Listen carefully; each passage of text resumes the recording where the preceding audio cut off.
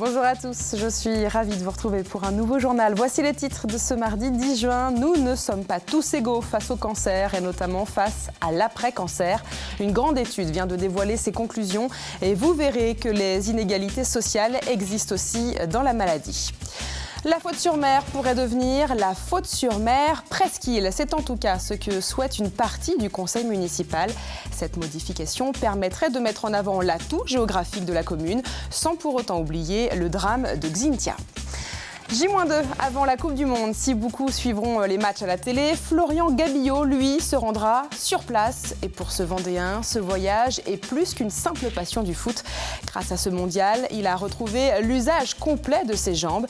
Il devait en effet être opéré cet été, mais l'intervention a été avancée pour qu'il puisse profiter des matchs sur place. À 87 ans, Paulette Lalère vient de sauter en parachute lors du 70e anniversaire du débarquement en Normandie. Un geste courageux et symbolique pour cette Vendéenne qui voulait rendre hommage à son mari, décédé et combattant de la Seconde Guerre mondiale. Portrait à la fin de ce journal. À quoi ressemble la vie après un cancer ? L'Institut national du cancer s'est penché sur la question. Pour mener son enquête, elle a interrogé plus de 4000 malades. Et aujourd'hui, c'est un dossier de 400 pages qui permet un état des lieux de la situation. Les conclusions ont été dévoilées ce mardi lors d'un grand colloque à Paris. Le point avec Alix Lanos. Plus de 3 millions de personnes vivent aujourd'hui en France après un cancer. Et le moins que l'on puisse dire, c'est que même s'il y a eu beaucoup de progrès réalisés pour la vie quotidienne des patients ces 10 dernières années, la récente étude menée par l'Institut national du cancer montre qu'il y a encore beaucoup d'améliorations à apporter, et notamment en matière d'inégalité sociale. Retard de diagnostic chez les personnes âgées, celles vivant en milieu rural ou encore chez les travailleurs indépendants. La lutte contre ces inégalités, c'est d'ailleurs l'une des priorités du 3e plan cancer, mais pas seulement. La Ligue contre le cancer se réjouit de voir l'après-maladie et le retour à la vie normale figurer au cœur des axes de travail. Les gens qui sont atteints par le cancer sont des malades, bien sûr, mais c'est des gens qui doivent avoir le droit à l'oubli. Pourquoi on n'en prendrait pas le même travail ? Pourquoi on n'aurait pas les mêmes emprunts qu'auparavant ? Pourquoi, etc., etc. C'est se poser toutes les questions sociétales par rapport à, je dirais, cette maladie qui ne doit pas être traînée comme une croix toute sa vie. Pourtant, dans les faits, 2 ans après le diagnostic, seulement 6 personnes sur 10 ont encore un emploi. Douleur, fatigue, discrimination, les répercussions sur la vie professionnelle et familiale sont encore très lourdes. Et même si l'on a fait des progrès contre le tabou du cancer, la stigmatisation reste tenace. Il y a toujours une sorte de ségrégation du regard. Et les gens, quand ils abordent le problème de leur maladie, de leur cancer, il y a tout de suite un regard particulier et il faut cesser ce genre d'attitude. Pendant des années, la priorité a été de soigner. Avec les progrès thérapeutiques, la question se pose aujourd'hui de prévenir les séquelles éventuelles et de mettre l'accent sur la qualité de vie pendant et après la maladie.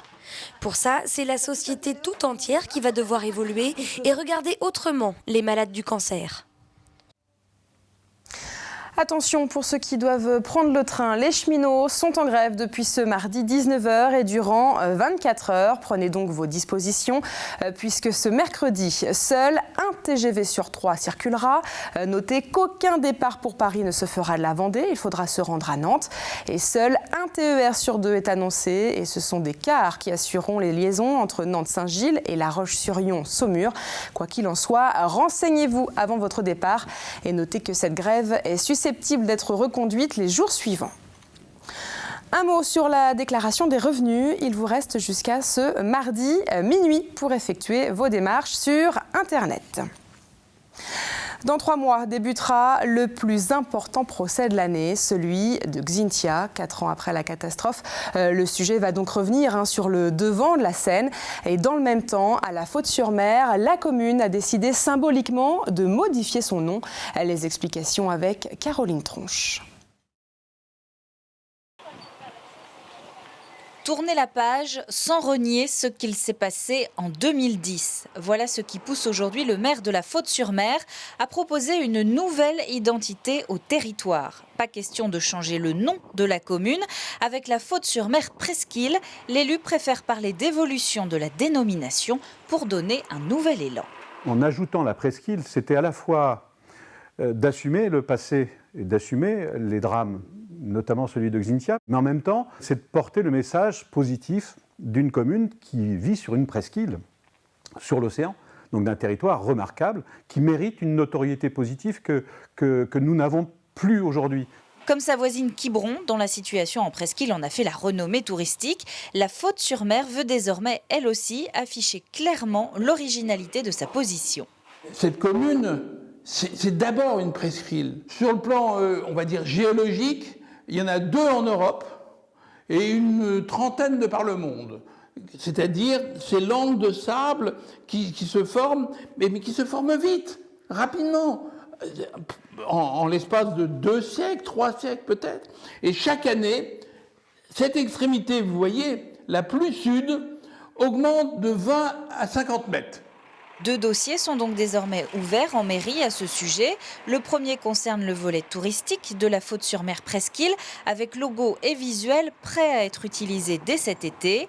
Le second concerne la modification officielle de l'appellation. C'est l'État qui donne alors son aval. Et là, aucun calendrier n'est pour l'instant avancé.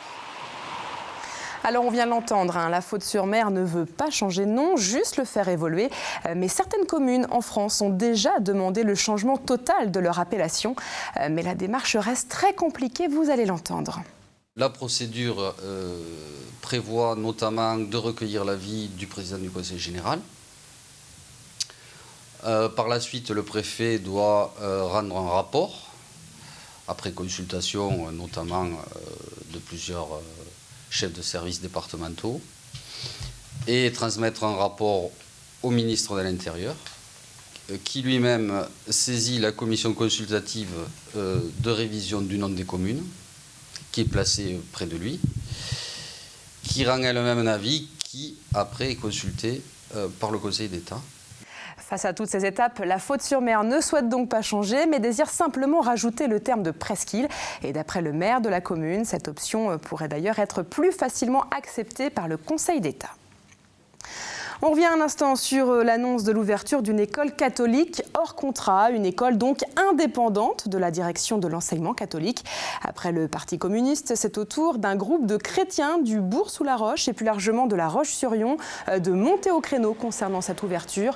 Lors de la conférence de presse de ce mardi matin, les organisateurs souhaitaient montrer que tous les catholiques ne sont pas favorables à l'ouverture de cette école. Ils demandent également une clarification de la position de l'Église, cette école louant en effet des locaux appartenant à une paroisse. Et j'ajoute que dans un communiqué, l'association à l'origine du projet rappelle que la liberté du choix de l'école est protégée par la loi. Elle tient à souligner par ailleurs que 600 écoles de ce genre existent déjà en France. L'union fait la force, c'est aujourd'hui également vrai pour les 2 associations de personnes handicapées. L'ADAPI et ARIA 85 vont en effet fusionner au 1er juillet. Les présidents et directeurs de chaque entité l'ont annoncé il y a quelques jours. Et précisons que l'ADAPI accompagne les personnes handicapées et que l'association ARIA soutient les travailleurs handicapés. Cette fusion va leur permettre de s'organiser autour de 4 pôles, la scolarité, les soins, le travail et le logement. Un rassemblement qui proposera également plus de 3450 places. Chacun, de part et d'autre, nous avons des expertises dans différents types de handicaps qui, au jour d'aujourd'hui, ne sont pas extrêmement différenciés. Parfois, ils sont cumulés. Donc, il était important que nous puissions être, au dire, plus forts, plus accueillants, accompagner mieux, demain, l'ensemble de notre public, nos personnes handicapées, que ce soit enfants ou adultes. Et précisons que cette fusion entre l'ADAPI et ARIA 85 ne bouleversera pas le quotidien des personnes handicapées déjà en place et ne supprimera aucun emploi. Trivalis a un nouveau président. Trivalis, c'est le syndicat des traitements de déchets. Et le nouveau président est donc Hervé Robineau. Il était jusqu'à présent le vice-président et est également le maire de Mouchamps. Il remplace donc Yves Auvinet. Et lors de sa nomination ce mardi, Hervé Robineau a présenté les projets à venir. L'objectif est donc de valoriser toujours plus les déchets. Mais surtout, le syndicat souhaite agir en amont auprès des populations en développant la redevance incitative. Cette redevance qui oblige les habitants à payer en fonction de ce qu'ils jettent. Mais cette solution a encore du mal à se mettre en place. Effectivement, il y a encore des collectivités qui ne sont pas passées à la redevance incitative. Et on a remarqué, avec le rapport que l'on a des collectivités qui sont passées à la redevance incitative, une baisse notable de la quantité d'OM. Autant la quantité d'OM baisse que celle des emballages du tri maximum augmente. Donc on a tout intérêt à inciter, à engager les collectivités à une réflexion sur cette redevance incitative qui permettrait encore de diminuer la production de poubelles grises sur le territoire vendéen. Le vin, vous le savez, est l'un des symboles gastronomiques de la France. Alors il existe évidemment différentes qualités, mais aujourd'hui, même les jeunes plébiscitent les bons crus. Exemple lors du Salon des vins de France au Château d'Olonne, reportage de Pierre Dalicieux. Sur les côtes d'Ardèche, dans la vallée du Rhône. Cette viticultrice est en train de vanter les mérites de sa production. Comme elle, une vingtaine de viticulteurs ont fait le déplacement. Ce type de salon est incontournable pour la profession, d'autant que depuis plusieurs années, c'est une nouvelle clientèle qu'il faut absolument séduire. C'est très net. Surtout à Bordeaux, on avait des vieux clients qui vieillissaient, et on se disait mais à quand les jeunes, Et là, sur les 5 dernières années, on sent très net le retour des jeunes gens, des jeunes qui font une cave, des jeunes filles. On voit des groupes de filles qui font les salons des vins, qui s'y connaissent, qui s'intéressent. Et ça, c'est vraiment très important pour nous. Un intérêt grandissant de la jeune génération pour le vin. Plus question aujourd'hui de privilégier la quantité, car avec ces nouveaux palais qui arrivent sur le marché, le bon vieux vin de table de nos grands-parents a du souci à se faire. Et j'apprécie le vin et de plus en plus, et je préfère avoir un peu moins mais de la bonne qualité. Alors qui du jeune client ou du vigneron a lancé cette tendance? Pour ce jeune sommelier justement, eh bien, les professionnels ont tout simplement su s'adapter. Je pense que la jeune clientèle entre guillemets a été vraiment bercée par leurs propres parents à boire du vin, donc on y vient un peu sur le tard finalement.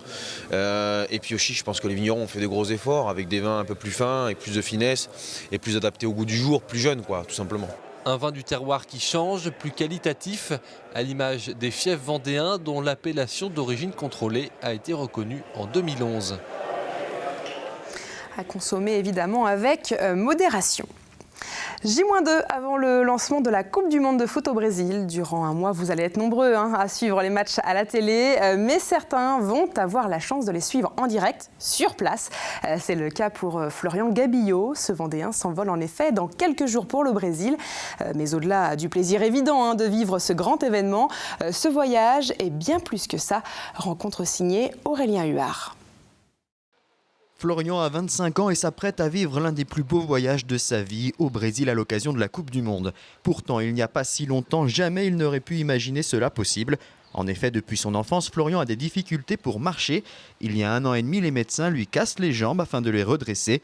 En novembre dernier, lorsque la France se qualifie pour le mondial, Florian et son colocataire se décident à traverser l'Atlantique. Un projet qui a permis de remettre Florian sur pied plus rapidement. Il y a de ça maintenant 2 mois, je me suis refait opérer parce que j'avais du matériel qui était dans les jambes. Ce qui a permis aussi de me faire opérer un petit peu plus tôt, c'est aussi ce fait de dire il y a un projet, et pour une fois me laisser tranquille l'été plutôt que de m'opérer. Du coup pendant l'été, on m'a opéré avant l'été pour que je puisse en partie partir. Florian va donc pouvoir vivre la Coupe du Monde sur place en pleine possession de ses moyens. Un grand bonheur pour ce passionné de football, éducateur auprès de jeunes joueurs. Vivre l'ambiance, vraiment l'ambiance Coupe du Monde dans un pays qui pense qu'au foot, ça peut être que génial. Je suis jamais parti en voyage moi, donc c'est vraiment c'est le premier voyage de ma vie, et puis je pense que ce sera un des plus grands, j'espère. Florian et son ami vont vivre 10 jours à Rio de Janeiro au rythme de la Coupe du Monde, mais aussi dans un pays où les problèmes sociaux contrastent avec l'événement et génèrent de la contestation. On va sûrement éclipser leurs problèmes sociaux alors que c'est peut-être plus important que le foot. Et peut-être à mon niveau, si on peut faire quelque chose, on essaiera de le faire. On ne sera pas là-bas juste pour faire des touristes et puis faire les innocents, quoi. On a une vie qui est super en France, on l'oublie de temps en temps. Je pense que ça va nous faire aussi une petite piqûre de rappel. Florian va avoir la chance d'assister à 2 rencontres dans le mythique stade Maracana. Après le match Belgique-Russie le 22 juin, il supportera l'équipe de France le 25 face à l'Équateur. Et en Vendée aussi, il y a de grands événements sportifs. La preuve avec le match de hand féminin France-Finlande. La rencontre se déroulera dimanche au Vendée-Espace. Avant ça, d'autres événements sont prévus et le programme a d'ailleurs été présenté il y a quelques jours au Conseil général. Ce grand événement de hand montre combien cette discipline est intégrée dans le sport vendéen. On est le 3e ou 4e sport en Vendée, donc on attire, et puis c'est un sport collectif. On gagne plus de 150 licenciés, oui, cette année. On est le seul comité des Pays de la Loire à avoir une augmentation garçons et filles, et on fait plus 3% à peu près. On revient un instant sur le 70e anniversaire du débarquement. Vous l'avez vu, tout le week-end, les cérémonies se sont succédées en Normandie et notamment les sauts en parachute de civils en hommage aux anciens combattants. Paulette Lallaire a fait partie de ces civils. Dimanche, cette dame de 87 ans a sauté pour son mari. Au lendemain de ce moment symbolique, nous avons retrouvé Paulette Lallaire chez elle à Saint-Hermine. Portrait signé Simon Philippot et Pierre Dalicieux. Paulette l'avait promis et elle l'a fait. Pour les 60 ans du débarquement, son mari, ancien officier de la marine, devait sauter en parachute. Décédé en 2000, son vœu n'a pas pu être exaucé. 14 ans plus tard, c'est son épouse qui relève le défi. À 87 ans, Paulette saute pour la 2e fois en parachute.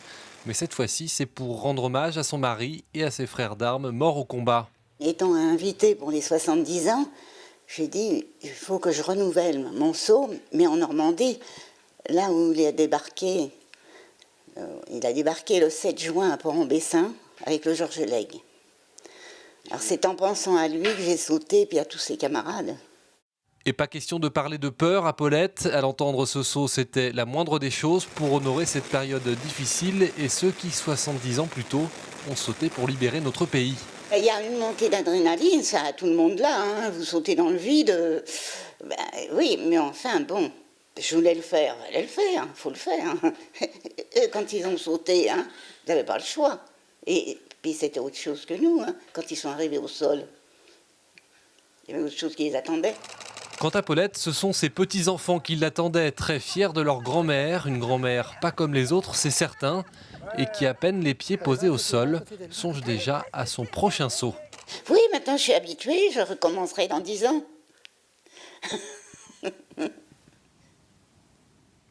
Et pour terminer ce journal, on va regarder le temps prévu pour demain. Et l'été arrive progressivement et surtout, sûrement, ce mercredi 11 juin débutera en douceur et le soleil s'imposera nettement au fil des heures pour permettre au thermomètre d'afficher jusqu'à 26 degrés. Dans quelques minutes, Armelle Pavageau vous confirme cette jolie tendance dans la météo complète de TV Vendée. Voilà, c'est la fin de ce journal. Merci à vous de nous avoir suivis. On se retrouve évidemment demain.